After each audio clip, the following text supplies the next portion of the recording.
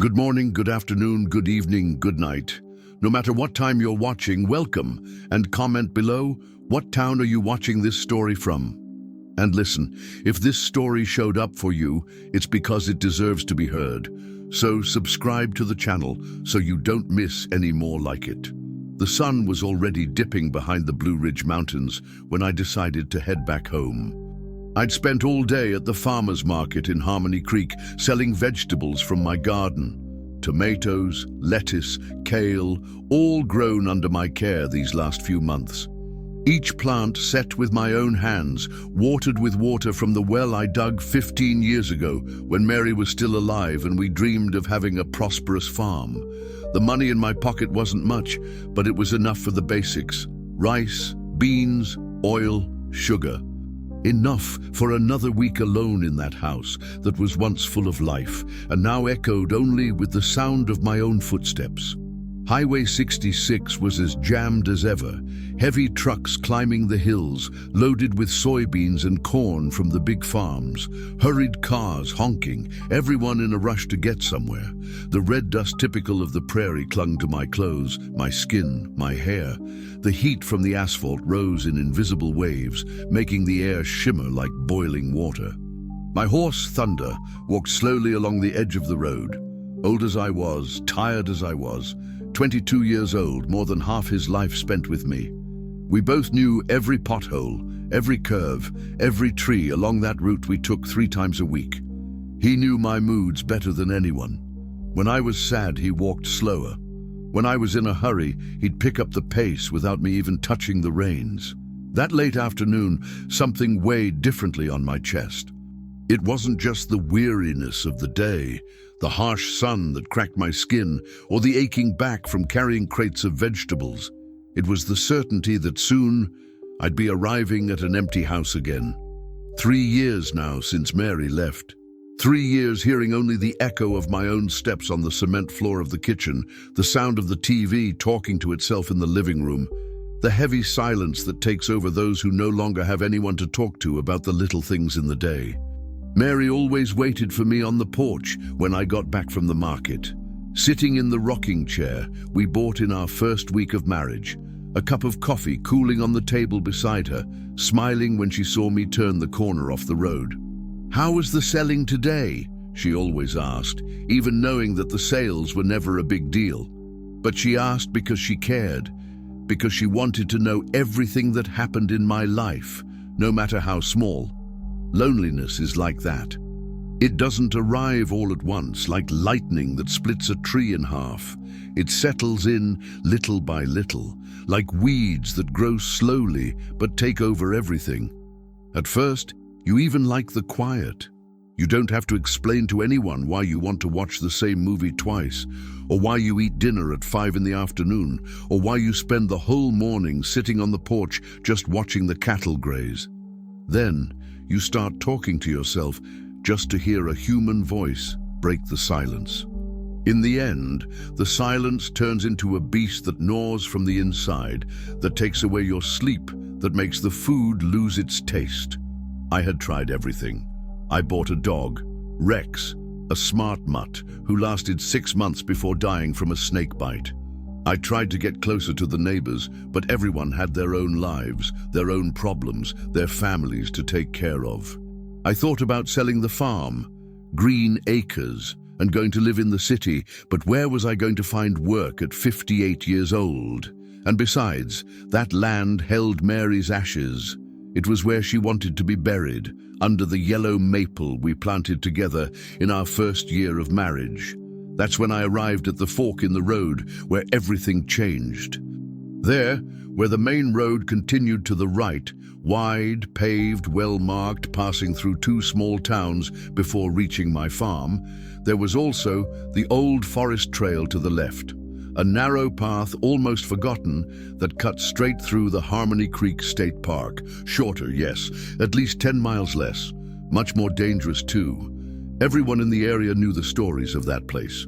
The park had been created in the 80s to preserve a piece of original prairie, but it never had proper supervision. The brush grew wild, without control.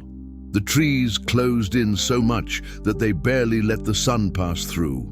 The ground was always damp, covered by a thick layer of rotten leaves that never dried completely.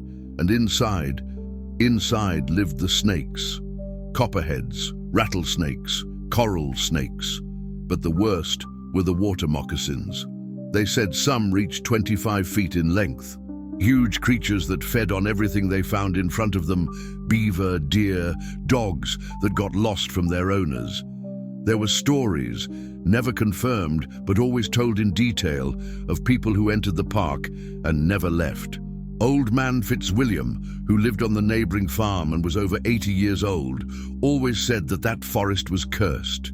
That in ancient times, before it became a park, it had been an Indian burial ground. That the souls of the dead still wandered among the trees, calling the living to join them. Old folks' nonsense, I always thought. But even so, for years, I always chose the main road. Longer, more tiring, but safe. That evening, however, with my body begging for rest and my mind fleeing the empty house that awaited me, something different happened. A strange urgency took over me, as if someone was calling me without using words. As if destiny whispered in my ear that I should go that way, that there was something waiting for me in the middle of that dark forest. I looked at the sky. The clouds were coming loaded from the west, thick and dark, promising a storm before nightfall. If I went by the main road, I would certainly arrive home soaked. The storm would catch me halfway in that part of the road where there is no shelter. By the forest trail, I would arrive dry, earlier, with time to take care of the animals and close the chicken coop before the rain started. Besides, Thunder was tired. I felt him breathing heavier beneath me, his steps less firm than in the morning. He also preferred to arrive home soon, in his warm stall with fresh feed and clean water. I took a deep breath. The air was heavy, loaded with humidity and the smell of earth that comes before the rain. I tightened my hands on Thunder's reins and said in a low voice, more to myself than to the horse, "Just today, old boy, just to get there sooner." I turned left. The trail started normally. Well-trodden dirt, some loose stones that Thunder dodged with years of practice, tall grass on both sides, swaying with the breeze that preceded the storm. You could even hear the noise of the highway in the distance, the roar of the engines climbing the hills. But as we went into the forest, everything changed. Slowly, like someone entering an abandoned house and gradually discovering that there are people living there. The trees began to close over our heads. At first, you could still see patches of blue sky between the leaves. Then, only green. Then, almost complete darkness. The treetops intertwined, forming a thick ceiling that blocked not only the sun, but also the wind. The air stopped circulating, turned into a thick, damp gruel, difficult to breathe. The ground changed too. The dirt road gave way to a soft layer of dead leaves, rotten branches, fallen fruits that had been rotting for months.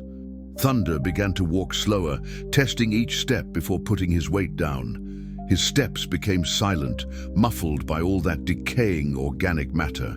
And the sounds were completely different from the world outside. The noise of the highway had disappeared completely. In its place, there was something that wasn't quite silence, but wasn't quite noise either.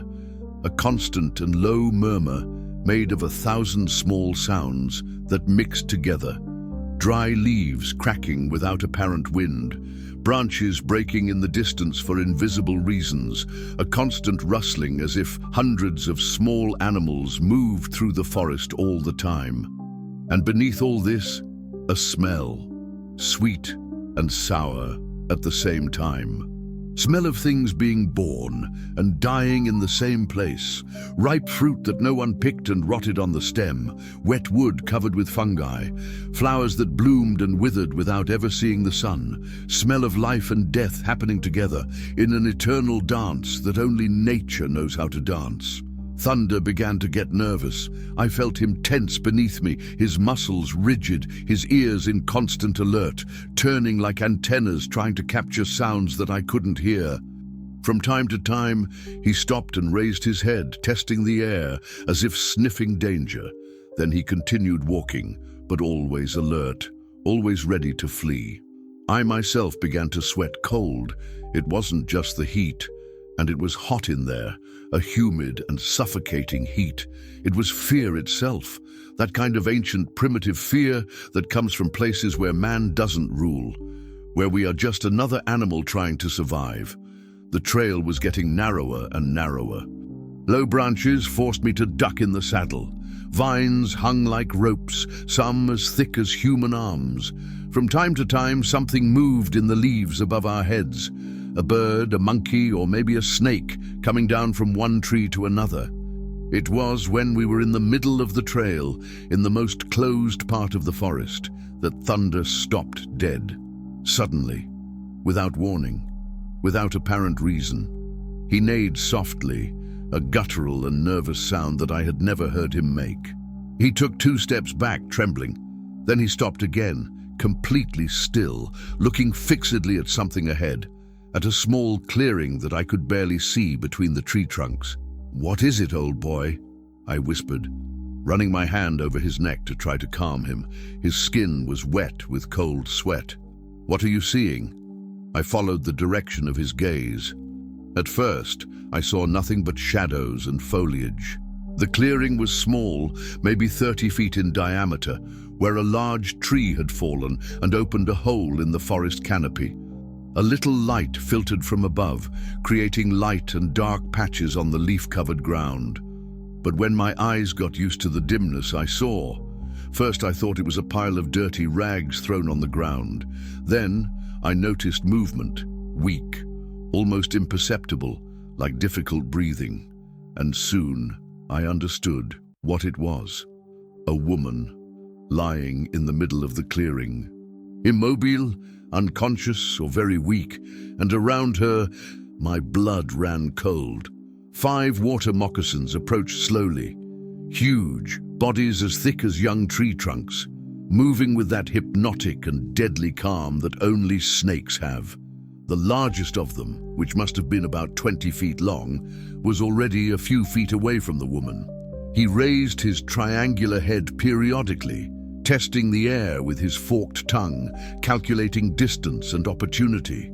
The other 4 came from different directions, closing the circle. They were in no hurry. They knew the prey wasn't going anywhere. My heart pounded in my chest. My hands began to tremble on the reins. My mouth went completely dry. And that's when something inside me woke up. Something that had been dormant for 3 years since I lost Mary. An ancient instinct, stronger than the fear of death, more powerful than any logical reasoning. The instinct to protect those who cannot protect themselves. Without thinking twice, I got off the horse with my machete in hand. Time stopped. There I was, standing on the edge of the clearing, holding the machete with both hands, as if it were a medieval sword. The water moccasins continued to approach the fallen woman, their slow and hypnotic movements creating waves on the surface of the dry leaves. The largest of them was now less than 6 feet from the motionless body. I could already see the shine of his small and cold eyes without eyelids, which looked like 2 black stones encrusted in his head. His tongue came in and out in a constant rhythm, tasting the scent of the prey, calculating the exact moment of the attack. My first reaction was to shout, "Hey, get out of there, go away!" The sound echoed through the closed forest, reverberating among the tree trunks like distant thunder. The snakes stopped. 5 heads turned towards me in synchronized movements, as if they were controlled by a single mind. For a second that seemed eternal, we all stood still. Me, them, and the unconscious woman in the middle of that circle of death. The whole nature seemed to suspend breathing. Not a bird sang, not a leaf swayed. It was as if the entire forest was watching that silent dispute, waiting to see who would be stronger, the man or the serpents. Then the magic broke. The largest water moccasin hissed, a deep, threatening sound that vibrated in the air like the roar of a diesel engine. It seemed to come from inside the earth, from the dark depths where these creatures reign absolute. The others responded with similar sounds, creating a sinister chorus that made my skin crawl all over. They started to move again, slower now, divided between two preys. I knew I had few seconds before they decided which of the two to attack first. And from the way the biggest one looked at me, calculating my distance and my fighting ability, I was sure that I wasn't seen as a real threat. I was just a temporary inconvenience. I picked up a stone from the ground, a large stone the size of a clenched fist, and threw it at them with all the strength I had. "Get out! Get out of here!" The stone hit the ground near the smallest of the snakes with a dull thud.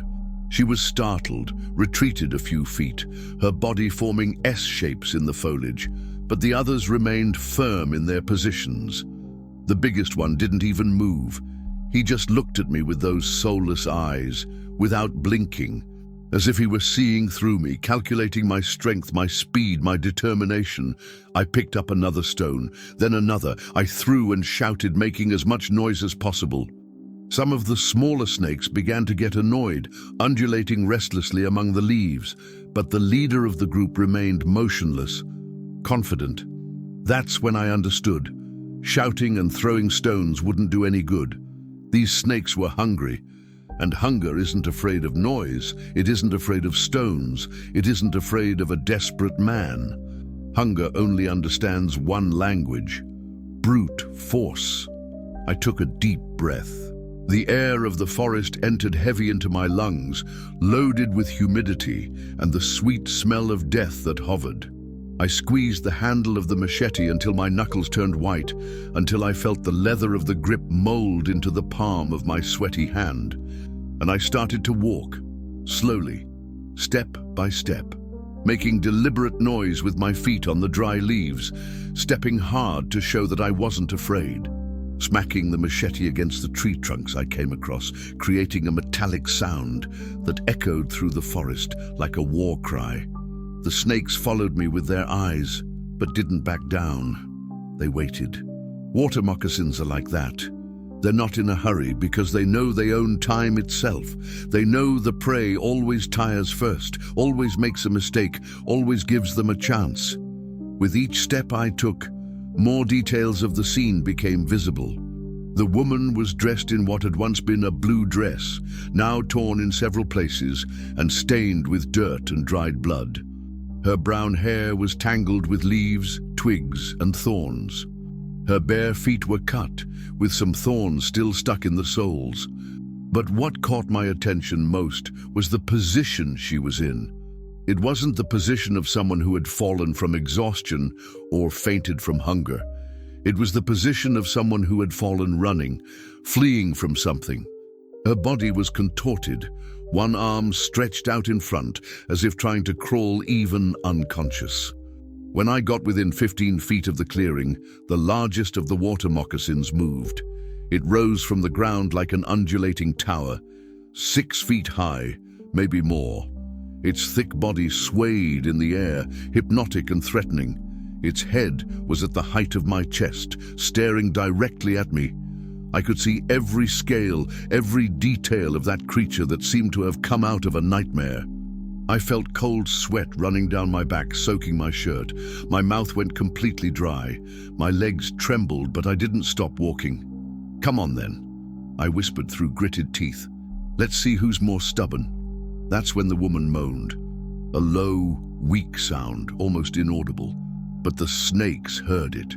With the keen hearing of natural predators, they picked up that small sign of life, and all turned to her at the same time.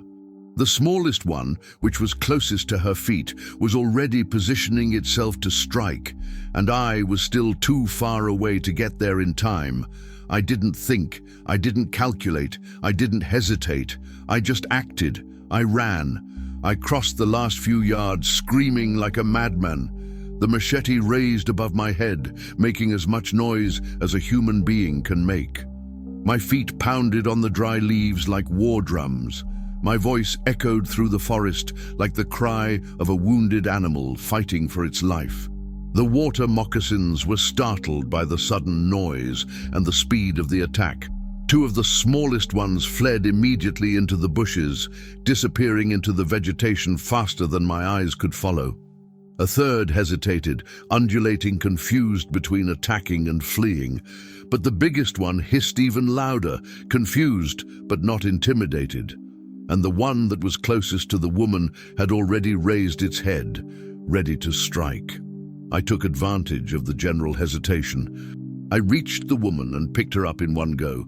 She was light, too thin, as if she hadn't eaten properly for weeks.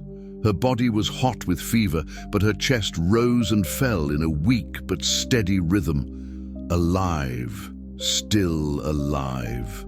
The water moccasin that was about to attack was confused by my sudden movement.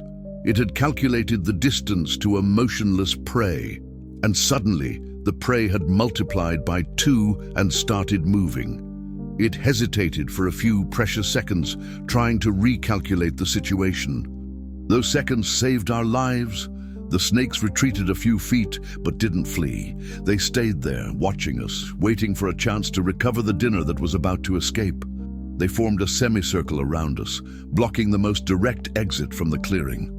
The largest of them remained raised, swaying hypnotically, like a deadly pendulum marking the seconds that remained for our escape.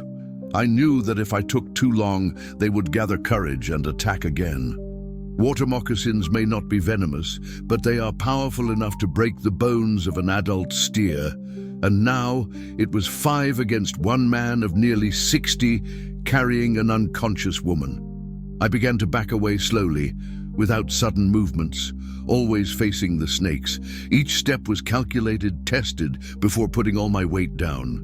The woman in my arms moaned softly from time to time, but didn't wake up. The water moccasins accompanied us for a few feet, keeping a respectful distance, but without giving up the hunt. Only when we reached the edge of the forest, where the trail became wider and the vegetation less dense, did they finally stop. They stood there, watching us leave, until the distance and the vegetation made them disappear from sight. I carried the woman to where Thunder was waiting. The horse whinnied softly when he saw us, nervous with the smell of the snakes that had stuck to our clothes and our skin. His nostrils dilated, picking up the scent of danger, and he danced restlessly for a few seconds before calming down. Getting on the horse while holding her in my arms was a complicated operation. I had to support her against my chest with one arm, while using the other to balance myself and climb into the saddle. Thunder, realizing the difficulty, remained completely still throughout the process, as if he understood the gravity of the situation.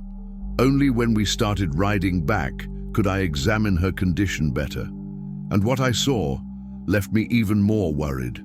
Her clothes were torn in several places, not only by thorns and branches, but in a way that suggested human violence. Her arms and legs had deep scratches, some already half-healed, others still fresh and bloody. Her face was dirty with dirt and dried blood, but I could see purple bruises on her cheeks and around her eyes. But what caught my attention most were her wrists. They had circular marks, red and inflamed, as if she had been tied with rope or wire. And her feet. Her feet told a story of despair. Bare, cut by stones and thorns, with some wounds already infected. Whoever walks like that, hurting their feet until they bleed, only walks out of utter desperation. During the entire way back, she didn't wake up once. She just breathed, slowly and with difficulty, leaning against my chest. From time to time, she moaned softly, as if she were having nightmares. Whenever that happened, I held her tighter, afraid she would fall off the horse, and whispered words of comfort that I don't even know if she could hear. The storm that had been forming began to arrive when we were halfway home. First, there were thick and sparse drops, which made noise when hitting the leaves of the trees. Then it turned into a fine and constant rain, the kind that wets evenly and takes a long time to pass. The water washed some of the dirt off her face, and that's when I could see her features better. She was young, very young. She couldn't have been more than 25 years old. And even hurt, even thin and suffering, you could tell she was beautiful. She had that simple and natural beauty of the countryside, soft features, skin tanned by the sun, small hands but calloused from hard work. But there was something more. Even unconscious, even exhausted, she carried an expression of pain that went far beyond her physical injuries. It was the expression of someone who had suffered things that leave marks on the soul, not just on the body. We arrived at Green Acres when night was already falling completely. The house was as I always left it when I left. Some lights on, so as not to return to total darkness. The windows locked, the main gate closed but not locked because there was nothing of value to steal anyway. I took her straight to the guest room, a room I hadn't used since Mary died. The room smelled of stagnant time, mold, and loneliness. The curtains had been closed for so long that dust had formed a thick layer on everything. I turned on the light and laid her on the bed with all the care in the world. That's when I could see her general condition better, and it became clear that it was even worse than I had imagined. In addition to the scratches and cuts, she had sunburns on her face and neck, signs of severe dehydration, and several bruises in different stages of healing. Some recent, others already yellowed by time. But the worst were her closed eyes. Even unconscious, she frowned constantly, as if fighting against some pain that came from within, as if carrying a suffering that went far beyond the visible injuries on her body. I went to get everything I needed to take care of her. Warm water in a basin, clean cloths, alcohol, mercurochrome, gauze, adhesive tape. I started cleaning the wounds with all the care I could have. With each touch, she moaned softly, but didn't wake up. The fever burned through her skin. She must have had at least 102 degrees of temperature. I cleaned every scratch, every cut, every infected wound. I removed the thorns from her feet with tweezers, disinfected everything that could be disinfected, covered with gauze what needed to be covered. When I finished, 2 hours had passed and I was exhausted, but I couldn't sleep yet. I went to get one of Mary's nightgowns that I kept in the closet without ever having had the courage to donate. I dressed the woman carefully, taking all precautions to preserve her dignity. Then I covered her with a clean sheet and sat in the chair next to the bed. And I stayed there all night, watching every breath, every movement, every moan of pain or fear that came from her dreams. From time to time, I wet a cloth in fresh water and passed it on her forehead to try to lower the fever. Or I held her hand when it seemed that she was having very bad nightmares, whispering words of comfort that I hoped would reach her even in the midst of unconsciousness. During those hours of vigil, I thought about many things. About how she had arrived in that forest, about who had done that to her, about what kind of despair leads a person to flee barefoot through the woods, preferring to face venomous snakes to staying where they were. But mainly, I thought about how my life had changed in a matter of hours. In the morning, I was just a lonely old farmer returning from the market. Now I was responsible for a human life, a life that depended entirely on me to continue existing. And for the first time in 3 years, the silence of the house didn't weigh on my shoulders, because it was no longer silence. It was vigil. It was care. It was hope that that fragile life that I brought from the forest was going to manage to hold on and continue. It was the first time since Mary died that I felt useful again. When the sun rose, tinging the room with a soft and golden light, she finally opened her eyes. Her eyes were brown like the wet earth after the first rain of the year, when the good smell rises from the ground and promises new life. But they had something else, a deep, ancient fear that seemed to have lived there for a long time. It was the kind of fear that is born from experience, not from imagination. The fear of someone who already knows what human beings are capable of doing to each other. When she saw me sitting in the chair next to the bed, her whole body stiffened like a stretched rope. She tried to get up too quickly, forgetting about her injuries, and moaned in pain when her muscles protested. Her hands clung to the sheet, pulling it to her chin as if it were a shield against the world. "Easy," I said softly, raising my hands to show that I had no intention of hurting her. "You're safe here. Nobody's going to hurt you." She looked me up and down with the intensity of someone who is assessing a threat. Her eyes stopped on the machete that was still on my waist. I had forgotten to take it off after the episode with the snakes. Then they returned to my face, looking for some sign of violence, some clue about my intentions. She didn't say anything. She just shrank further into the corner of the bed, like a wounded animal that doesn't know if it can trust the kindness of the stranger who found it. "My name is John," I continued, keeping my voice calm and low. "John Pereira. This is my farm, Green Acres, near Harmony Creek. I found you yesterday afternoon in the forest, unconscious, surrounded by snakes. I brought you here to take care of your wounds." Her eyes widened when I mentioned the snakes. For a moment, it seemed that she was going to say something, but she just shook her head slightly, as if trying to ward off a bad memory. "Do you remember anything?" I asked carefully. "About what happened? How did you get into that forest?" The question made her close her eyes tightly, as if she were feeling a physical pain. A tear ran down her face, then another. When she opened her eyes again, there was such deep sadness that it made my chest ache just to look. "I don't remember," she whispered. Her voice was hoarse, scratchy, as if she hadn't used it for a long time. "I don't remember anything. It was a lie." You could clearly see in her eyes that she did remember and that the memories were terrible, but you could also tell that she wasn't ready to talk about it. Maybe she never would be. And I wasn't the man to force a conversation with anyone, much less with someone who had already suffered enough. "Okay," I said. "You don't need to remember now. The important thing is that you're alive and you're going to be okay." I got up slowly, without sudden movements that could scare her even more. "I'll make some coffee and heat up some chicken soup. You need to eat something. From the looks of it, it's been a while since you ate properly." When I got to the door, she spoke. "Why did you help me?" I stopped.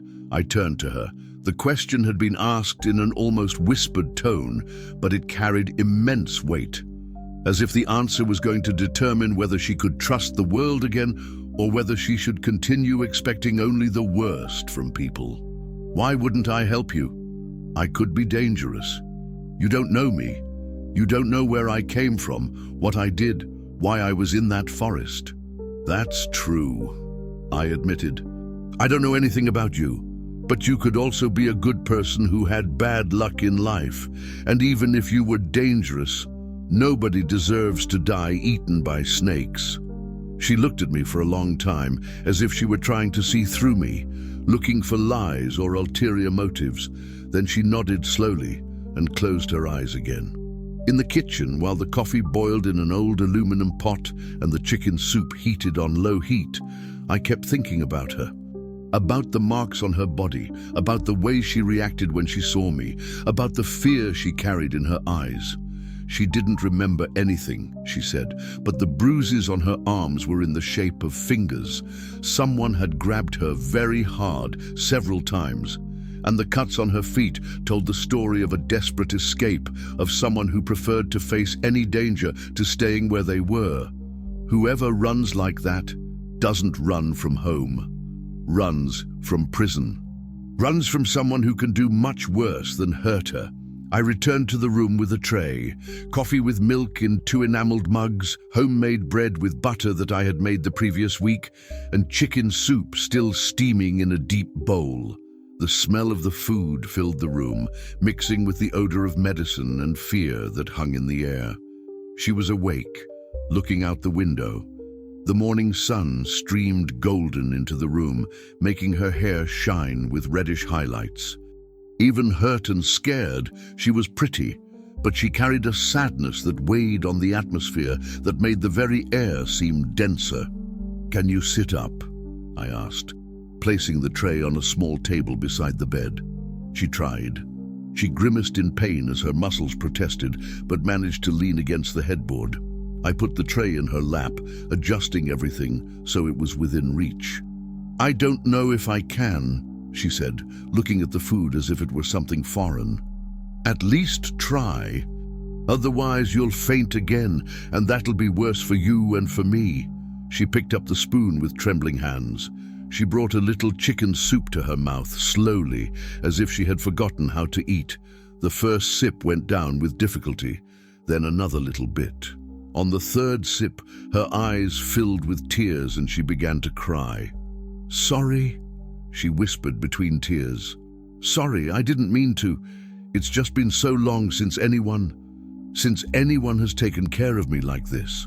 Those words hit me in the chest like a punch. It's been so long since anyone has taken care of me like this. How many years had she lived without affection, without care, without anyone who cared if she was hungry or cold or scared? I didn't say anything. I just waited for her to eat what she could. A few spoonfuls of chicken soup, half the bread, a few sips of coffee with milk. When she finished, I took the tray and sat back down in the chair. "What can I call you?" I asked. She hesitated. I could see the struggle happening in her eyes, between the desire to trust and the fear of revealing anything about herself. "Anna," she said finally. "You can call me Anna." Another made-up name, I was sure. But I respected it. If she needed to be Anna for now, then she would be Anna. "Anna, then, do you have family? Someone who might be looking for you? Someone who cares where you are?" She shook her head too quickly, too forcefully. "I don't have anyone." "Are you sure?" "I am. I don't have anyone in the world." The way she said that, not with sadness, but with relief, told me everything I needed to know. She wasn't alone because she had lost family. She was alone because she had fled from it. "Okay, then you can stay here as long as you need. You have this room, you have food, you have peace and quiet. Nobody will bother you. Nobody will hurt you." "Oh, why are you doing this?" she asked again, as if she couldn't believe that someone could be kind without wanting something in return. "I can't pay. I don't have money. I don't have anything to offer." I got up and went to the window. Outside, the cattle grazed peacefully in the green pasture that the night rain had refreshed. The chickens scratched in the yard, looking for corn that I had thrown in the early morning. Everything so normal, so similar to any other day of the last 3 years. But something fundamental had changed. The house didn't seem empty anymore. "My wife died 3 years ago," I said without turning around. "Stomach cancer. She spent the last 6 months bedridden, suffering. I took care of her until the end. I gave her medicine, I gave her baths. I fed her when she could no longer hold the spoon. And then I was left alone." Anna didn't say anything, but I felt that she was listening to me attentively. This house gets too quiet when you're alone. The silence turns into a beast that gnaws from the inside. You wake up in the morning, and there's no one to wish you good morning. You come back from work in the afternoon, and there's no one waiting. You eat dinner alone, watch television alone, go to sleep alone. Sometimes I even talk to myself just to hear a human voice. I turn to her. "So, it's not just you who needs help. I do too." She looked at me differently this time, with less fear, more curiosity, as if she was seeing a real person, not just a stranger who could represent danger. "You must think I'm crazy," she said, "showing up like this, out of nowhere, without explanation, full of bruises." "Everyone has their story," I replied, "and every story has its mysteries. I'm not going to keep asking what you don't want to talk about." And if I can never talk? What if it's too dangerous? Then never talk. Simple as that. Ina closed her eyes and rested her head against the wall. For a moment, she looked like a very tired child who had finally found a safe place to rest. "Thank you," she whispered. "For what? For not judging me, for not asking questions, for letting me breathe." I spent the rest of the morning taking care of the farm chores, but in a different way than usual. I fed the cattle, thinking about how I was going to explain to Anna about the animals. I took care of the chickens, imagining if she was afraid of animals or if she could help collect the eggs. I watered the garden, planning which vegetables she might like to eat. For the first time in 3 years, the farm work didn't seem like just lonely obligations. They seemed like preparations for a shared life. When I returned to the house at lunchtime, I found Anna in the kitchen. She was standing, leaning on the sink counter, trying to wash the breakfast dishes. She had put on a blouse and a skirt that I found in the closet, Mary's clothes that I kept without the courage to donate. They were big on her, but at least they were clean and smelled of care. "You don't need to do that," I said. "You're still weak. You should be resting." "Yes, I do," she replied without looking at me. "I can't stay here without helping with anything." "You're still recovering. You don't have an obligation to work." "I'm tired of just resting." There was a new firmness in her voice, as if she had made a decision during the morning. I approached and saw that she had washed not only the breakfast dishes, but also the dirty dishes that had been piling up in the sink for several days. "Thank you," I said. "It's been a while since this kitchen was so organized." She smiled, the first smile since she arrived. Small, shy, but genuine. And at that moment, the whole kitchen seemed more illuminated. "The food's ready," she said, pointing to the pot on the stove. "I made rice, beans, and fried egg. I hope it's good." "Are you sure you can cook?" "I don't want you to strain yourself too much. I've known how to cook since I was little. It's one of the few things I know how to do well." We served the plates in silence and sat at the table, me at one end, she at the other. The food was simple but tasty. Seasoning just right. Fluffy rice, perfect beans. She definitely knew how to cook, and she cooked with care. "It's great," I said. "Much better than anything I make." She began, then stopped. She took a deep breath. "I've always liked to cook. It's relaxing. It makes me forget other things."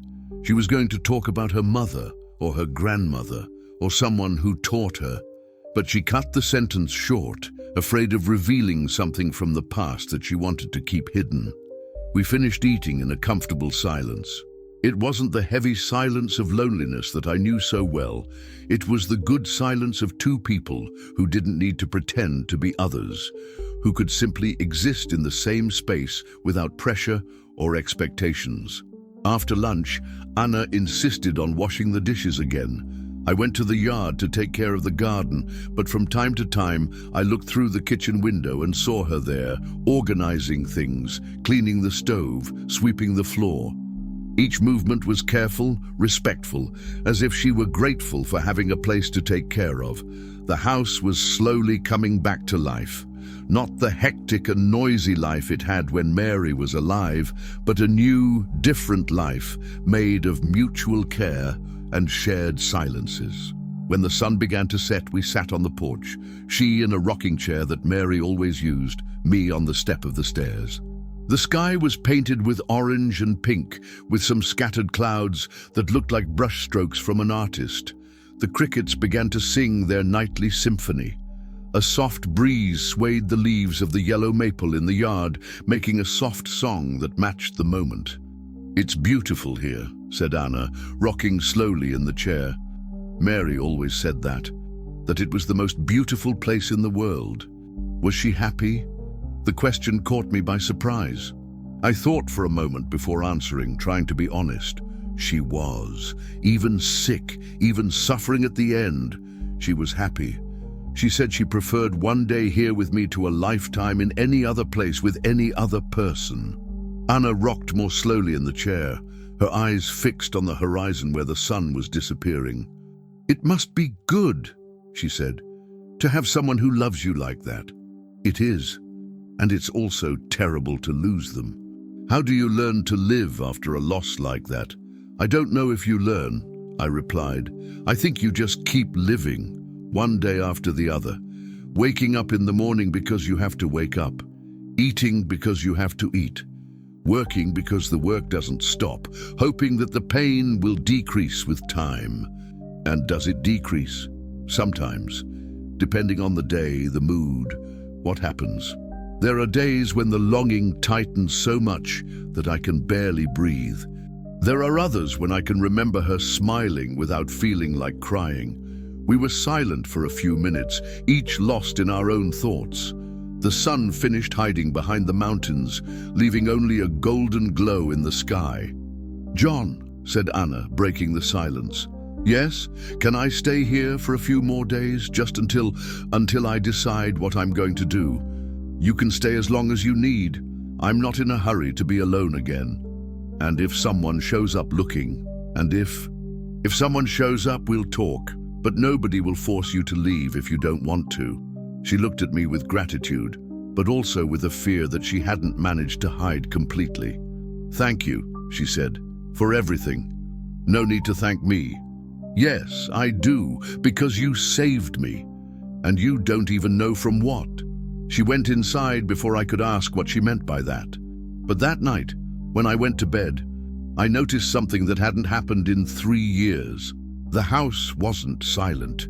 There was the soft sound of someone moving in the next room, the low sound of running water in the bathroom, the breathing of another living person sharing the same space as me.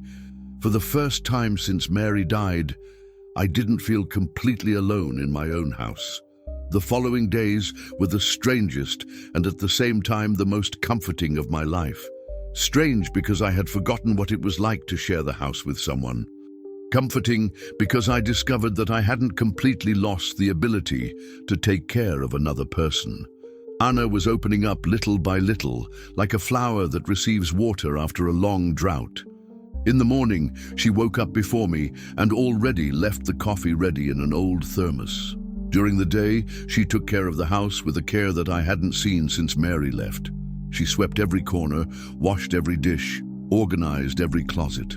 But she did everything in silence, as if she were afraid of bothering, as if she were always waiting for someone to say that it was time to leave. I tried to talk to her, but whenever the subject got close to her life, Anna skillfully diverted. She talked about the plants in the garden, about the names of the steers, about the weather that could change. But about the past, nothing. It was as if her life had started that day I took her out of the forest. It was on a Thursday morning that I noticed the first change in her body. I had gone to the farthest pasture to take care of a fence that was broken. I came back in the middle of the morning to get a tool that I had forgotten, and I found Anna in the bathroom, leaning over the sink, vomiting. "Anna, what is it? Are you feeling sick?" She straightened up, wiped her mouth with a cloth, and tried to smile as if nothing had happened. "It must be something I ate. It's gone now." But it hadn't gone. On the following mornings, I heard the same noise coming from the bathroom, and I began to notice other things. Anna was nauseous from food that she used to like. She slept more than normal, and her clothes, the clothes of Mary that she used, were getting tight at the waist. It took me a few days to put all the pieces of the puzzle together. When I put it together, the world seemed to spin slower. Anna was pregnant. I didn't say anything at first. I waited, I observed, I tried to be sure. But as the days passed, it became impossible to ignore. The morning sickness, the tiredness, the belly that began to grow slowly but constantly. It was on a Saturday afternoon that I decided to talk to her about it. We were in the kitchen, she preparing dinner, me fixing a chair that had a wobbly leg. The radio was playing a country song softly. It was a calm, domestic moment that reminded me of the good times with Mary. "Anna," I said, without stopping sanding the wood of the chair, I need to ask you something." "You can ask." "Are you pregnant?" She stopped stirring the pot. She stood still for a few seconds, as if she had been startled. Then she turned to me, and I saw tears running down her face. "How did you know?" "I have eyes, and I've been married for 22 years. I know how to recognize the signs." She sat down in a chair, as if her legs could no longer support the weight of the secret she carried. "How many months?" I asked delicately. "Almost 6. Almost 6 months. This explained a lot. The desperate escape, the constant fear, the refusal to talk about the past. "And the father?" Her face closed like a slamming door. There is no father. This baby only has a mother. Anna, I don't want to talk about it, please. Okay, we're not going to talk, but I need to know one thing. Do you want this baby? She placed her hands on her belly in a protective and instinctive gesture. I do. It's the only good thing I have in my life. Then we're going to take care of him, or her. We're going to do everything right. You're not mad for me having lied. You didn't lie, you just didn't tell. It's different. But now everything gets more complicated.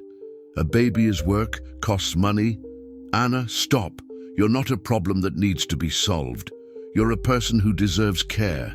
And if there's a baby coming, then we're going to take care of both of them. She cried then. She cried like someone who had been holding back tears for months. And I stood there, not knowing very well what to do, because I had no experience in comforting a pregnant woman who wasn't my wife. Sorry, she said between sobs. Sorry for complicating your life. You didn't complicate anything. You improved everything. From that day on, things changed again. Anna stopped trying to hide her pregnancy. She wore clothes that showed her belly. She talked to the baby while cooking. She hummed lullabies when she thought I wasn't listening. I started to prepare too. I cleaned the smaller room of the house, which I always used as a storage room. I bought paint and painted the walls light yellow.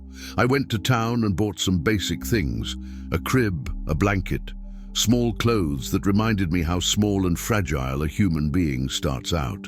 The weeks passed in a peaceful routine. Anna cooked, I worked the land.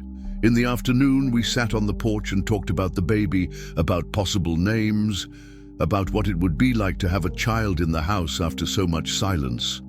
It was on a Thursday afternoon, when the heat was unbearable and the sky had been promising rain for hours without delivering, that everything changed. I had gone to town early to buy feed for the cattle and some groceries. Anna said she wasn't feeling well, that she preferred to stay home resting. I returned in the middle of the afternoon, under a sun that cracked the dry earth. The sky was laden with heavy clouds, but the air remained stuffy and windless. When I got out of the pickup truck, I smelled a strange odor in the air. Too sweet, heavy, as if something was out of place. Anna wasn't on the porch as she always was, waiting for me. "Anna!" I shouted, carrying the shopping bags. Silence. I entered the house. The kitchen was strange. The lunch she had started to make was half finished. Pot on the extinguished stove, ingredients scattered on the counter, a glass of water spilled on the floor with the puddle already dry. "Anna, where are you?" My heart started to race. I went through all the rooms of the house. Her room, empty. Bed unmade as if she had left in a hurry. Bathroom, empty. Living room, back porch, nothing. It was when I arrived in the yard that I saw her. She was kneeling on the ground in the middle of the yard, hugging her belly and rocking back and forth. Even from a distance, you could tell she was feeling very bad. I ran to her. "Anna, what happened? What is it?" When I got close, I saw that she was sweating cold despite the heat, her face white as paper, her eyes glazed with pain and something that looked like pure terror. I can't stop it," she moaned through gritted teeth. "Stop what? Anna, talk to me. What's happening?" That's when I understood. She lifted her blouse a little and I saw her belly contracting, hardening like stone, relaxing, contracting again. Anna was going into labor, and from the way she moaned and writhed, the contractions were already strong and frequent. "Why didn't you tell me you were feeling pain?" I asked, picking her up in my arms. "I thought it would pass. It started weak in the morning, but now it doesn't stop." I carried her running to the house and laid her on the bed. My head was working fast, trying to remember everything I knew about childbirth, which wasn't much. The nearest hospital was 25 miles away in Harmony Creek. With the afternoon traffic and her condition, there was no way to get there in time. "Anna, listen," I said, holding her hand. "I need to take you to the hospital. Can you handle the trip?" She grabbed my arm with a strength I didn't think she had. "No!" she screamed. You can't take me to the hospital. Why, Anna? You need medical help. They'll find me. If I go to the hospital, they'll find me. Another contraction came, stronger than the previous ones. She arched her back, moaning with a pain that seemed to come from inside her soul. Who's going to find you? Anna, explain to me. But she could no longer speak coherently. The contractions were coming one after the other, practically without a break. And there I was, a 58-year-old farmer with no medical knowledge whatsoever, seeing a woman I had learned to love about to give birth in my bed. That's when I remembered Granny May, the most respected midwife in the region. She was over 70 years old, but still attended births on the most remote farms. She lived in a small house near the creek, 15 minutes away if I went at full speed. Anna, I'm going to get Granny May. She's a midwife. She'll know how to help you. But I can't leave you alone. I took my cell phone and called Zeke Miller, my closest neighbor, a discreet man who understood urgency and didn't ask unnecessary questions. Zeke, I need you here now. It's a life or death emergency. What's wrong, John? I'll explain when you get here. Come running. Zeke Miller arrived in 10 minutes. When he saw Anna in bed, moaning in pain and with her belly visibly contracting, he didn't ask any questions. He just sat down in a chair next to the bed. Go get help, he said. I'll stay with her. I left there at full speed. The dirt road that led to Granny May's house had never seemed so long. The red dust rose from the road like a cloud, sticking to the windshield, hindering the view. But I didn't slow down for a second. Granny May's house was at the end of a trail. The first weeks with Gabriel were like living in a dream that you're afraid to wake up from. A good dream, full of new life and possibilities that I didn't even imagine existed at my age. Clarice was completely transformed. The frightened and hurt woman I took out of the forest gave way to a determined, strong mother, full of love to give. I watched her take care of the boy with an affection that warmed the soul and reminded me of how beautiful it can be to see someone discovering their own strength. She sang softly while bathing him in a small tub that we bought in town. She smiled when he grabbed her finger with those tiny little hands. She spent hours just watching him sleep, as if she couldn't believe that she had managed to bring such a perfect life into the world after so much suffering. The house gained new life, baby crying in the middle of the night, smell of talcum powder and milk, diapers drying on the clothesline that we stretched out on the back porch, sounds that I never thought I would hear in that house. And as tiring as it was, and it was, especially for a man of my age, it was good. It was a real family. Gabriel was a quiet baby. He only cried when he was hungry or needed his diaper changed. Otherwise, he stayed quietly in the crib that I set up in the room next to mine, looking at the world with those curious little eyes that seemed to want to understand everything at once. I found myself doing things I never imagined I would do. I woke up in the middle of the night when he cried, and Clarice was too tired. I learned to change diapers, to make formula at the right temperature, to lull a child to sleep. And I discovered that taking care of a baby can be one of the most rewarding experiences in a man's life, even when that man is over 50 years old. But I knew that that peace wouldn't last forever. Clarice still woke up startled in the middle of the night, whenever she heard a different noise. Sometimes she went to the window and stayed looking at the road for long minutes, as if she expected to see someone arriving.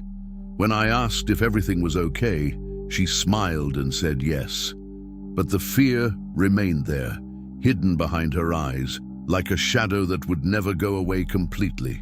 "He's going to find me," she said sometimes when she thought I wasn't listening. "One day he's going to find me." I tried to reassure her, but I knew she had reason to be afraid. A man who hits a pregnant woman is capable of anything. And if he was as powerful as she said, he had resources to search for a long time. It was on a Saturday morning, 3 weeks after Gabriel was born, that everything changed. I was in the corral, taking care of a cow that had hurt her paw in a hole in the pasture, when I heard the sound of an engine on the road. Heavy engine, diesel, deep rumble of a big pickup truck. It wasn't a neighbor's noise. I knew those by the sound after so many years. It was a stranger's. I dropped what I was doing and ran to the house as fast as my nearly 60-year-old legs allowed. Clarice was in the kitchen, feeding Gabriel a bottle. When she saw me running in, she certainly saw on my face that something was wrong. "What is it?" she asked, but her voice was already trembling. "There's a car coming here. Big engine. Do you recognize the sound?" She listened for a few seconds.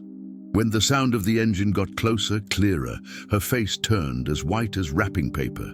She began to tremble so much that she almost dropped Gabriel. "It's him," she whispered. "It's my husband.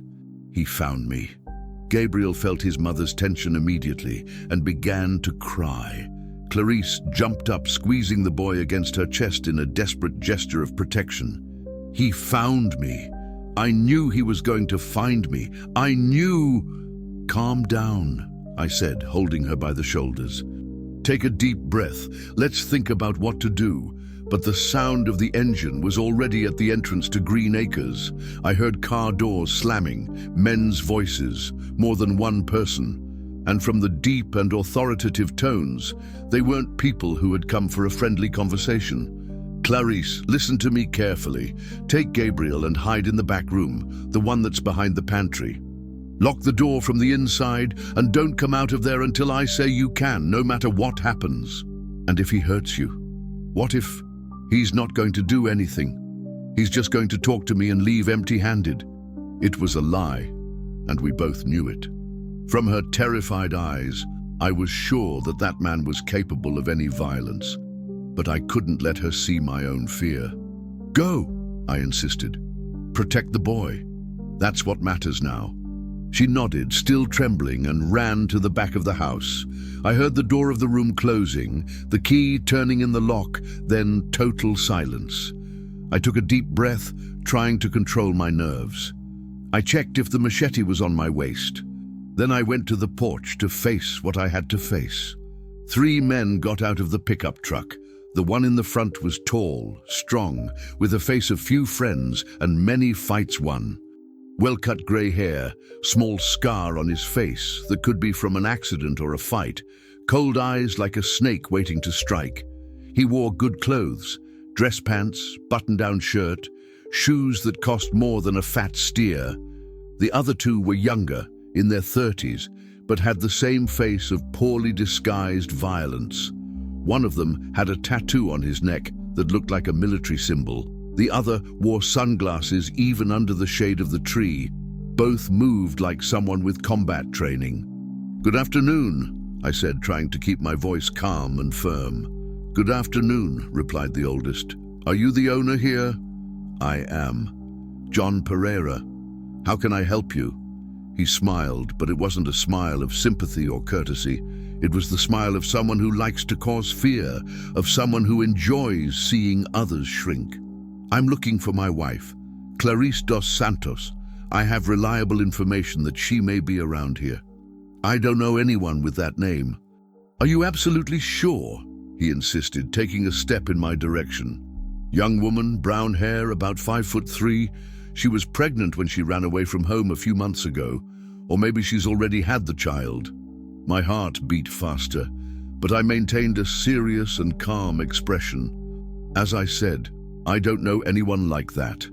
He took a few steps in my direction. The other 2 spread out automatically, one to each side, forming a triangle. It was a clear tactic of intimidation, maybe even of combat.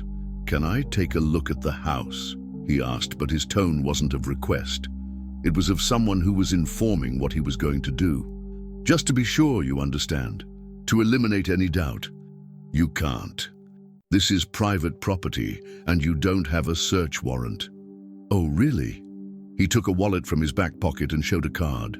"Detective Marcos Ferreira, from the Harmony Creek Police Department. And this here," he said, taking a folded paper from his shirt pocket, "is a search and seizure warrant." I took the paper and read it quickly. Everything was in order. Letterhead, signature notarized, official stamp, today's date. They had prepared legally for this visit. Search and seizure of what exactly? Of a fugitive criminal, Clarice dos Santos, accused of aggravated robbery, gang formation and desertion of home. Lies. All blatant lies. But he had the power of the law on his side, or at least the appearance of it. Feel free to search, I said, moving away from the main door. You won't find anything or anyone. The three entered the house as if they owned the place. I heard them rummaging through everything without any care. Kitchen, living room, bathroom, my room. They made noise on purpose, breaking things, throwing furniture on the floor, emptying drawers. It wasn't a legal search. It was pure vandalism, psychological intimidation. When they got close to the back of the house, where the room where Clarice was hidden with Gabriel was, my heart almost stopped beating. "There's a door here," shouted one of them. "It's just storage," I lied. "I keep old tools, bags of feed, things like that." "Then why is it locked?" "Because there's rat poison in there. I don't want the farm animals to get in and be poisoned." Marcos approached me with that cruel smile. "John, don't take me for an idiot, please. I know she's here somewhere. I can smell her fear in the air. I don't know what you're talking about. And if you don't open that door right now, I'm going to order my men to knock it down. And then, if there's someone behind it, they can get hurt in the fall." That's when I heard the sound that sealed our fate. Gabriel's crying, low at first, then louder, the unmistakable sound of a newborn baby calling for its mother. The silence that fell in the house made the crying even clearer, more evident. Marcos smiled again, this time with genuine satisfaction. "How interesting," he said. "Rat poison that cries like a baby." He signaled to the other two. They positioned themselves in front of the door like soldiers ready for invasion. "Clarice!" shouted Marcos, with a voice that echoed throughout the house. "I know you're in there. Get out of there right now, or I'll order these two to knock down that door." Silence on the other side. Only Gabriel's crying, which continued. "You're not going to come out willingly," Marcos continued. "All right then, you two knock down that door." "Wait," I said, "I'll open it." I had no choice. If they knocked down the door, they could hurt Gabriel in the confusion, and I wasn't going to let that happen. I took the key that Clarice had left outside as a precaution and opened it slowly. Clarice was sitting in the farthest corner of the room, on an old mattress that I kept there, holding Gabriel in her arms and trying to calm him. Both were crying now, she from fear and despair, he because he felt his mother's anguish. "Hi, my dear," said Marcos, entering the room as if he owned the place. "Long time no see." "Please," whispered Clarice, leaning further into the corner. "Don't hurt the boy. He's not to blame for anything." "Hurt?" Marcos pretended to be offended. "I would never hurt a child, especially my own son." "He's not your son." "Of course he is, honey. He was born 9 months after you ran away from home like a criminal. Basic math." Marcos approached her slowly, like a predator circling wounded prey. "Now get up from there, grab the kid and let's go home. You've given everyone too much trouble." "She's not going with you," I said. Marcos turned to me, genuinely surprised for the first time. "What was that?" "She's not going, she's staying here with her son, where she's safe." He laughed, a cold, humorless laugh that didn't reach his eyes. "John, you seem like an intelligent man. You don't want to get involved in a situation that has absolutely nothing to do with you." "I already got involved, the moment I saved her from the snakes." "From the snakes?" Marcos looked at Clarice with cruel curiosity. "What interesting story is that?" "It's nothing," said Clarice quickly. "It doesn't matter." "Ah, I understand perfectly." Marcos turned his attention back to me. "You think you're a hero, is that it? You saved the damsel in distress. Now you want to protect her from the evil husband. I just want to protect a mother and her child from someone who can harm them both." "Harm?" Marcos almost screamed. "I've been her husband for 5 years. I have legal rights over her and the kid." "Legal rights don't give you the right to beat a pregnant woman until she almost loses the child." Marcos's face changed completely. The mask of civility fell, revealing the violence that lay beneath. "Who told you that lie?" "No one needed to tell me." The bruises in the shape of fingers on her arms told it themselves. Marcos took several deep breaths, trying to control his anger. When he spoke again, his voice was dangerously controlled. "John, I'm going to give you one last chance to get out of this situation with dignity. Step aside and let me handle this with my family." "No. No, no. She's staying here with her son, and you're leaving." Marcos signaled to the other two. They approached me like wolves circling prey. "Do you know what obstruction of justice is?" asked Marcos.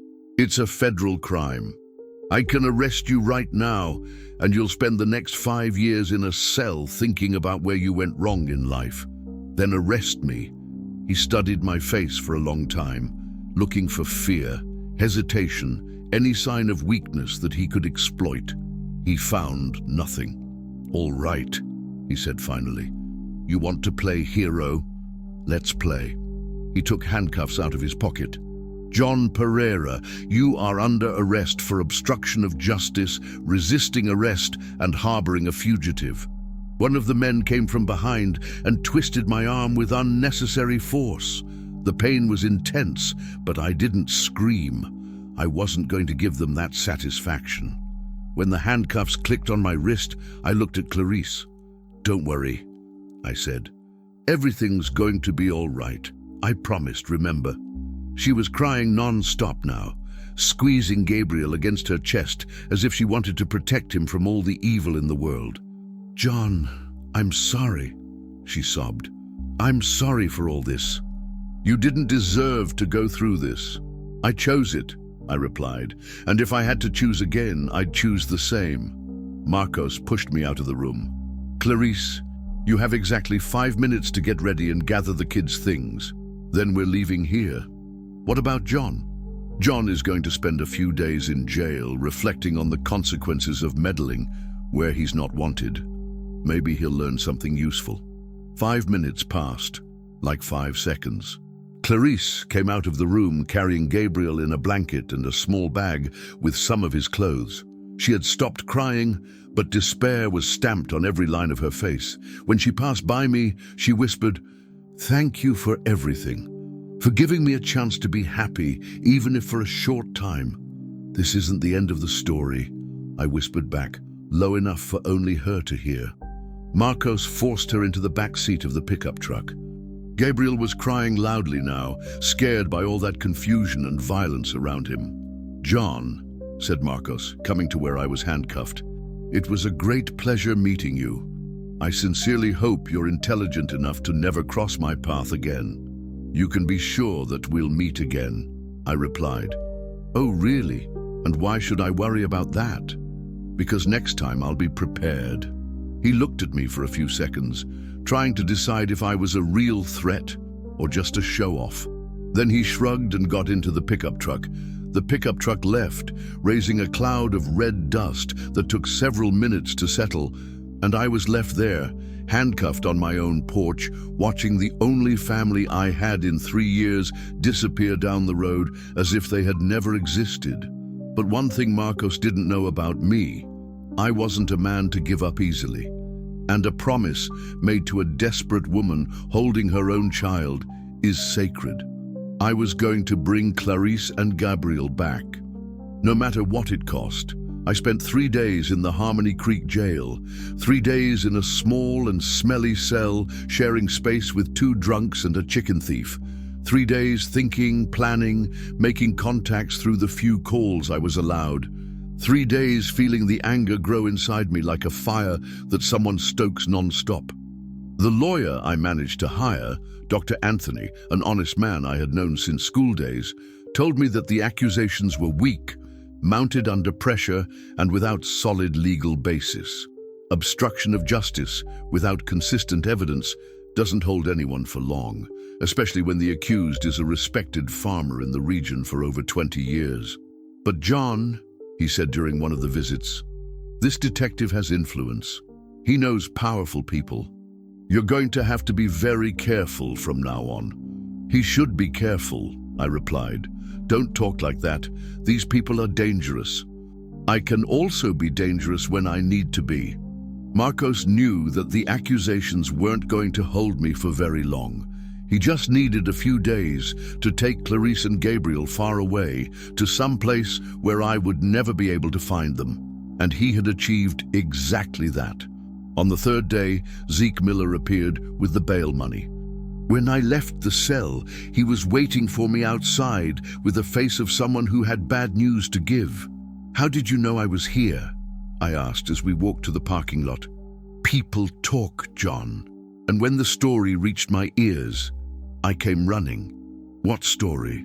"That you had been arrested for hiding a criminal, that there was a fugitive woman in your house, that the police had to do a special operation to arrest her. And you believed it. I've known you for 15 years. I know what kind of man you are. If you were protecting someone, it's because that person deserved protection." On the way back to Green Acres, Zeke told me what he had discovered during the 3 days I spent in jail.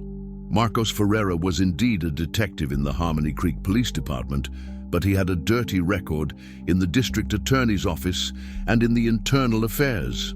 Several complaints of abuse of power, extortion, domestic violence, relationships with criminals. Never anything proven officially, always muffled by influential friends in Washington and Harmony Creek. "And where are they now?" I asked, trying to keep my voice calm. "No one knows. They disappeared completely, as if they had never existed. The farm was empty and silent when we arrived, but it wasn't the same silence as before, when I lived alone and had gotten used to loneliness. It was a painful silence, laden with absence. The crib that I set up in the room was still there, with a teddy bear that Clarice had bought in town, the bottle forgotten in the kitchen sink, the small clothes still drying on the clothesline, swaying in the wind like ghosts of a life that lasted a short time. Everything reminding me of what I had lost, everything shouting their absence. "Are you going to be all right?" asked Zeke Miller before leaving. "I'm going to find them," I said. "John, maybe it's better to let it go. These people are dangerous. They can hurt you. They already did. They took my family away. But it wasn't your real family." "Yes, it was. It is. And you don't abandon family." For 2 whole months, I looked for them like an obsessed man. I hired a private investigator, a former police detective who had left the force due to conflicts with corrupt superiors. I spread photos of Clarice in bus stations, gas stations, hospitals in 3 states. I talked to people in police stations, shelters, churches. I offered rewards for information. I used all the savings I had saved in 20 years of work. Nothing. It was as if they had been swallowed by the earth. The detective, Ramiro was his name, told me that cases like this were common. Men with power and money managed to make people disappear from the official map. False documents, non-existent addresses, erased records. "It's as if she and the baby had never existed," he explained in one of our meetings. "This guy has resources and contacts. He may have taken them anywhere in the country." "Keep looking," I insisted. "John, we've already spent a lot of money. Maybe it's time to accept that. Keep looking. As long as I have a penny, keep going." The weeks passed, and I became more and more desperate. I slept badly, ate badly, worked only the minimum necessary to keep the farm running. I spent hours looking at the road, waiting to see their pickup truck coming back, or waiting to receive a call with news. Until one hot afternoon in September, when I was in the garden trying to distract myself with work, Granny May appeared at my door. "John, I need to talk to you urgently." She was agitated, sweating, different from the always calm woman I knew. "What is it, Granny May?" "It's about Clarice and the boy." My heart almost stopped. "Do you know where they are?" "I know. And I also know that she needs help, a lot of help. Granny May told me that she had a cousin in Tulsa, Oklahoma, who worked as a coordinator in a shelter for women in situations of domestic violence. 2 days before, a girl had arrived there in the middle of the night, all beaten up, carrying a small baby and asking for protection. It was her, John. I'm absolutely sure. How can you be so sure? Because she asked if I knew a farmer named John who lived on a farm near Harmony Creek. She said he had promised that everything was going to be all right. I didn't waste a second. I took the pickup truck and drove the 6 hours to Tulsa without stopping even to eat. The shelter was in a large and simple house in a neighborhood away from the city center. It had bars on the windows and a high gate, but it also had a garden with flowers and a small playground in the yard. A place that protected without looking like a prison. The coordinator, Regina, a woman in her 50s with tired but kind eyes, received me with natural suspicion. Are you a relative of hers? I'm not a relative, but I'm family. I explained the whole story from the beginning. How I found Clarice in the forest, how I took care of her during her pregnancy, how Marcos had appeared with a false warrant to take her and Gabriel away, how I was arrested for trying to protect them. She talked a lot about you, said Regina after I finished telling. She said she had met a guardian angel who saved her from the snakes and from death. Can I see her? I'm going to ask if she wants to receive visitors. She's still very scared. I waited in the visiting room for 15 minutes that seemed like 15 hours. The walls were painted light blue with children's drawings hanging. There was a small table with old magazines and a vase with fresh flowers. Everything very simple, but welcoming. When the door opened, I almost didn't recognize who entered. Clarice entered slowly, carrying Gabriel in her arms. The boy had grown a lot. He was fatter, smarter, with those curious little eyes that followed everything around. But she was hurt again. Purple bruises on her face, a bandage on her left arm, a careful walk of someone who feels pain with every movement. "John," she whispered, and began to cry. I opened my arms without thinking. She ran to me, still holding Gabriel, and we stayed there hugging, crying together in the middle of that simple room. The boy looked at me with curiosity, as if trying to remember where he knew me from. "Sorry," she whispered in my ear. "Sorry for everything you went through because of us. You don't need to apologize for anything. The important thing is that you're alive and safe. He took me to Harmony Creek," she said, still hugged to me. "He locked me in a house in the back of the city, far from everything and everyone. He said that if I tried to run away again, he would kill me and throw my body where no one would ever find it. How did you manage to get out of there?" A neighbor realized that something was very wrong. She heard Gabriel crying desperately all night long and decided to investigate. When she saw the state I was in, all beaten up, thin, desperate, she called the police. And Marcos, arrested. Finally arrested. The complaints accumulated so much that even his powerful friends couldn't muffle it anymore. I breathed a sigh of relief for the first time in 2 months. So it's over for good. It's over. He can't look for me anymore. He can't hurt me anymore. I looked at Gabriel, who had stretched his small hand in my direction as if he wanted to touch me. "Hi, champ," I said, taking him in my arms carefully. "Do you remember Uncle John?" He looked at me seriously for a moment, frowning as if he were thinking a lot. Then he smiled, a toothless, innocent smile that illuminated the whole room. "I think he remembers," said Clarice, smiling too for the first time since I saw her. "Clarice," I said, looking straight into her eyes, "I want you to come home, to our home." "John, I know I don't have the right to ask that. I know that maybe you want to start over in another place, away from everything that happened, build a new life away from the bad memories. But I want you to know that you have a home. You always will." She looked at me for a long time, as if she were weighing all the possibilities. "Are you sure? After everything you've been through because of us, the arrest, the problems, the whole mess?" "I'm absolutely sure. That house only went back to being a real home when you arrived. Without you, it's just an empty house where an old man waits for death to arrive. What if it doesn't work out? What if I can't adapt again? What if the memories are too strong? It's going to work out. Because now we're going to be together for real.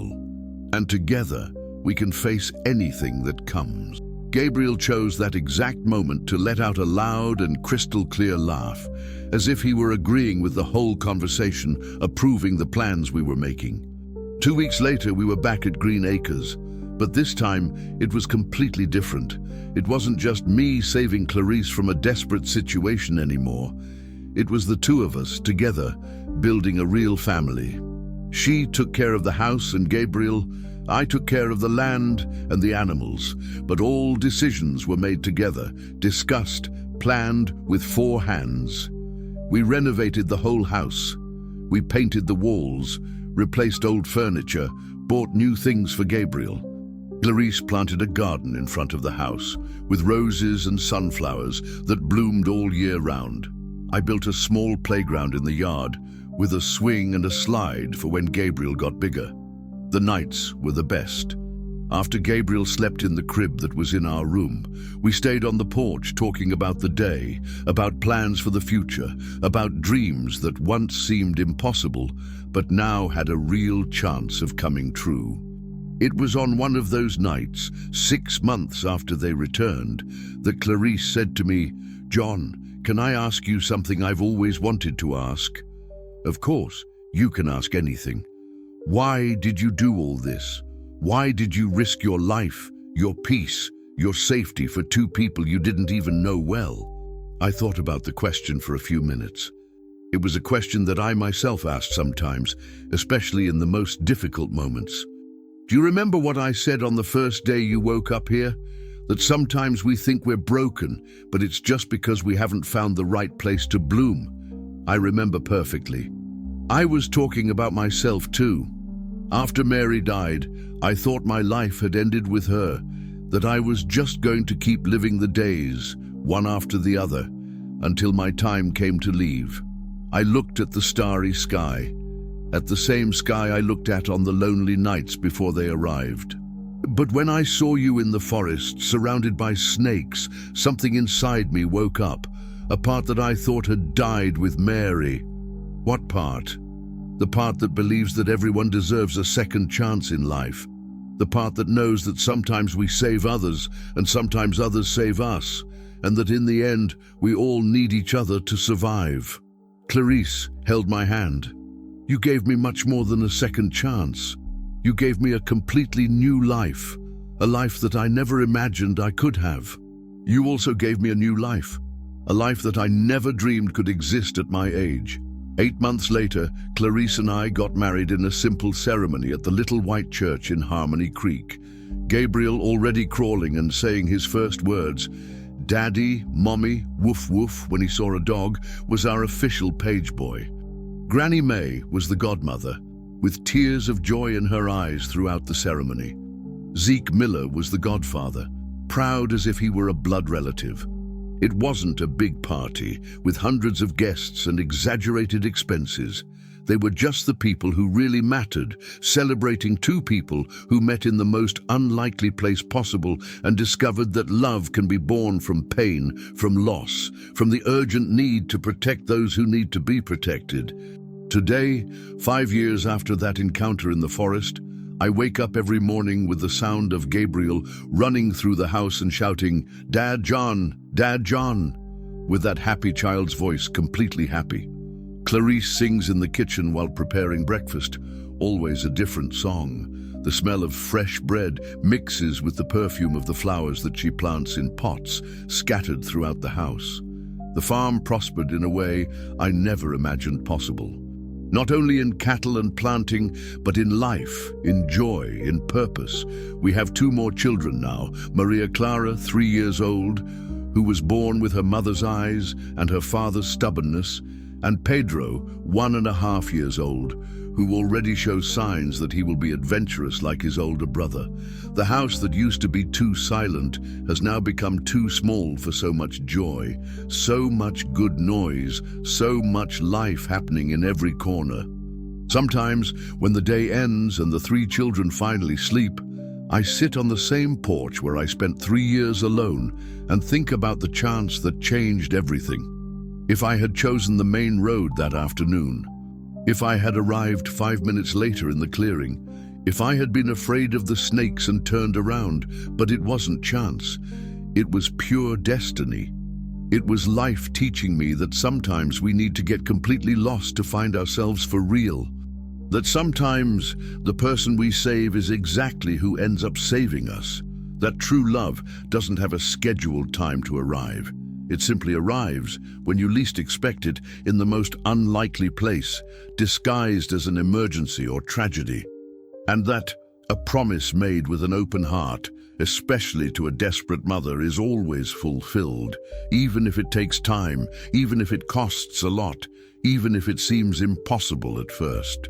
Today, when Gabriel asks me how I met his mother, I tell him the whole story of the snakes, of the rescue, of the courage that we all had to find to start from scratch. He listens with wide eyes, as if it were the best fairy tale in the world.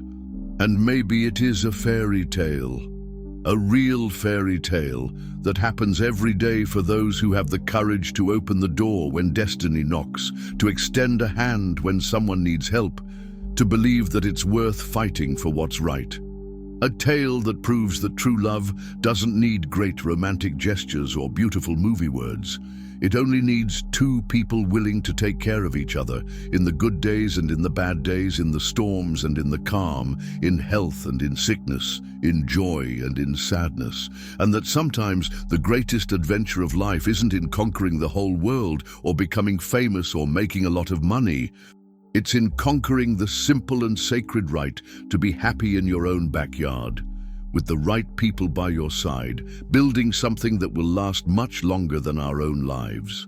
There are encounters that change destinies forever, not because they are extraordinary or magical, but because they happen exactly at the right time, with the right people, in the place where two lost hearts needed to be. And when that happens, when two souls that were adrift meet in the middle of the road, the whole life is reorganized around that sacred moment. As if the entire universe conspired so that two people who needed each other would meet against all odds and discover together that it is worth starting over always, as many times as necessary. Because in the end, we are all guardian angels of each other, waiting only for the opportunity to save and be saved.